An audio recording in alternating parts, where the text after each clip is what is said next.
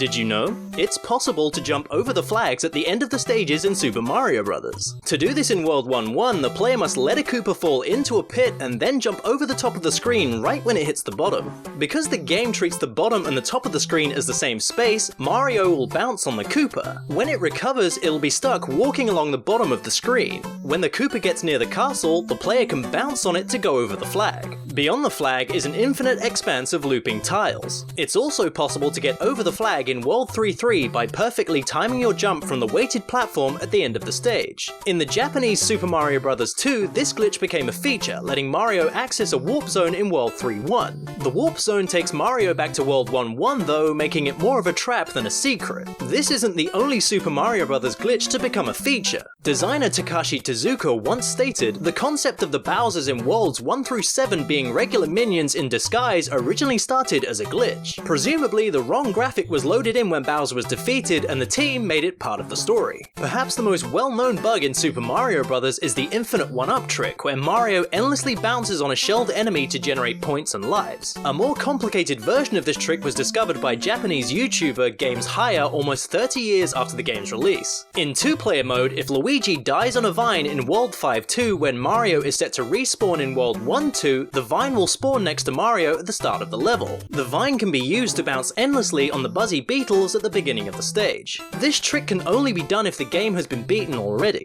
Interestingly, the glitch also works in the Super Mario All-Stars version of the game.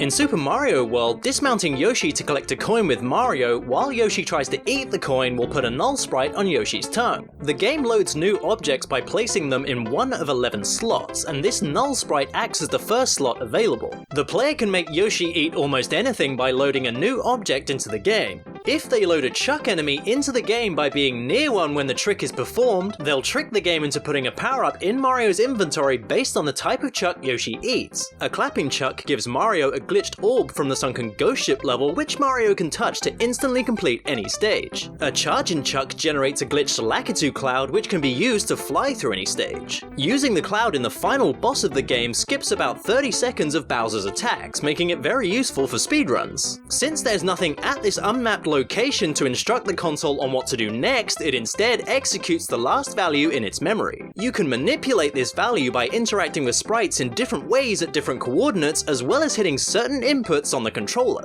Speedrunners have used this method to start the game's credits in less than a minute, obliterating previous world records. One speedrunner named Master Jun managed to use this exploit to program functioning versions of Snake and Pong into the game. He also changed the ending screen with a custom sprite all in less than 3 minutes. It's possible to make a similar null object in Super Mario 64 by picking up an object in the last 2 frames before it disappears. Mario 64 places loaded objects in slots much like the sprite slots in Super Mario World. When an object is unloaded by flickering out of existence or by leaving Mario's draw distance, it's moved to the last slot to be overwritten by the next object that loads in. The object Mario grabs is also moved to the end of the item list and stored in a special slot, a process which takes 2 frames. If the object is unloaded during those frames, Mario will end up holding a slot that can be overwritten by whatever loads into the game next. This can be anything from coins to chain chomps or even stars. The original object will stay where it is in the world while Mario holds a copy, but if you drop the cloned object, it will replace the original, sometimes with weird results. Using this, YouTuber Panencoke 2012 spawns enemies to make bridges that Mario can cross. He does this to complete missions without pressing the A button, or in other words, without jumping.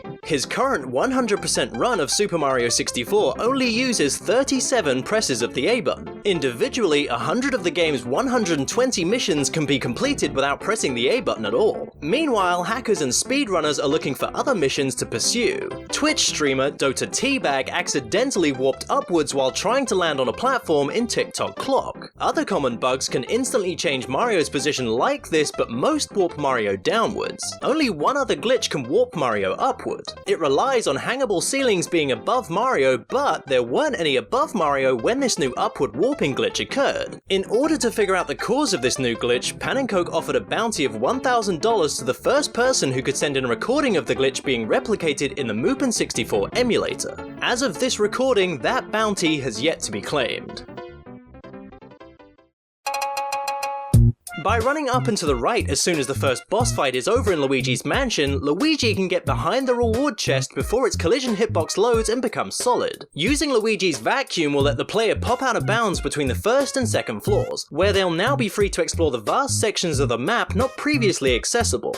From here, the player can reach a spot directly above the final boss room and drop down to complete the entire game in under 15 minutes. If you play Luigi's mansion normally, you may see something spooky when Luigi is talking to Professor Egad in certain rooms. When the lightning strikes in these scenes, Luigi appears to be dangling several feet from the ground as though he's hanging from a noose. Fans have speculated this means Luigi is already dead during the events of this game and his quest to find Mario is some kind of spiritual journey through the afterlife. However, this chilling effect is just a result of the directional lighting effect being tied to the position of the camera in these rooms. When Egad calls Luigi, the camera pulls in close and low, which puts the light source under Luigi's character model and projects his shadow high up on the wall.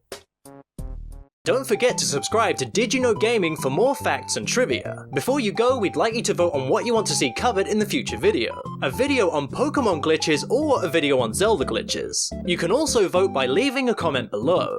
I'm Andy of A+Start, and if you want to see more Super Mario glitches like you know you should, check out my series Son of a Glitch. It covers tons of glitches from the major Mario games, so, you know, bye.